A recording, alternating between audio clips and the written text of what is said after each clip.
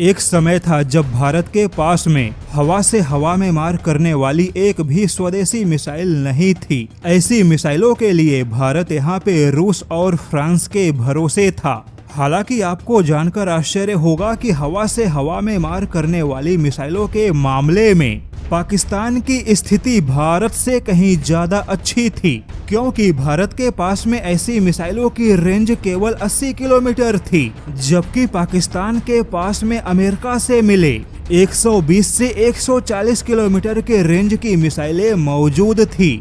भारत के पास में सुखोई 30 जैसा दमदार फाइटर जेट होने के बाद भी सुखोई 30 को कभी दमदार मिसाइलों का पैकेज नहीं मिला।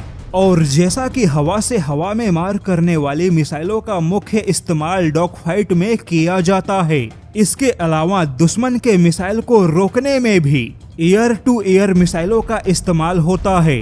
ऐसे में फाइटर जेट के पास में लंबी दूरी के एयर टू एयर मिसाइलें होंगे तो निश्चित तौर पे डॉग फाइट के समय उसे फायदा मिलेगा।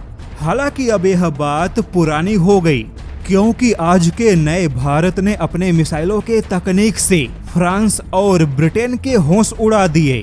ब्रिटेन और फ्रांस की साझा कंपनी MBDA ने खुद भारत के मिसाइलों के सामने अपने हाथ खड़े कर दिए। दरअसल खबर कुछ ऐसी है कि भारत अब फ्रांस के मीका जैसे मिसाइलों का इस्तेमाल बंद करेगा, क्योंकि भारत की अस्त्र मिसाइलें मीका मिसाइलों की जगह लेंगी। मीका मिसाइल काफी पुरानी मिसाइल है और इसकी मारक क्षमता भी केवल 80 किलोमीटर है, लेकिन यूरोपियन कंपनी MBDA ने भारत को मीका NG का प्रस्ताव दिया, जो कि अत्याधुनिक और एक्सटेंडेड रेंज है। लेकिन MBDA ने कहा कि वह भारत को यह मिसाइल भारत के अपने स्वदेशी अस्त्र मिसाइलों के कीमत पे नहीं दे सकता। दरअसल भारत ने अस्त्र MK2 के ऑपरेशनल होने से पहले MBDA और फ्रांस के मीका NG मिसाइल पर विचार किया था, लेकिन भारत की वायुसेना ने पाया कि मीका NG कीमत और लागत के मामले में अस्त्र MK2 से कहीं ज्यादा महंगा है, जबकि अस्त्र MK2 की क्षमता मीका NG से कहीं ज्यादा बेहतर है। लेकिन फिर भी भारत का अस्त्र MK2 यूरोपियन देशों के मिसाइल से कहीं ज्यादा सस्ता है।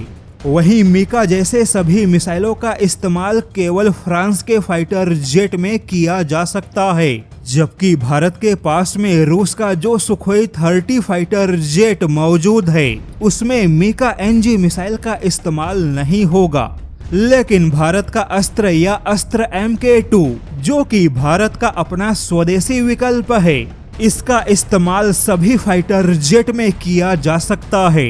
ऐसे में अब भारत ने फ्रांस के मीका जैसे मिसाइलों को झटका दे दिया, यानी कि भविष्य में ऐसी मिसाइलें अब भारतीय वायुसेना में शामिल नहीं होंगी, जिसे भारत का बहुत ही अच्छा फैसला कहा जा सकता है।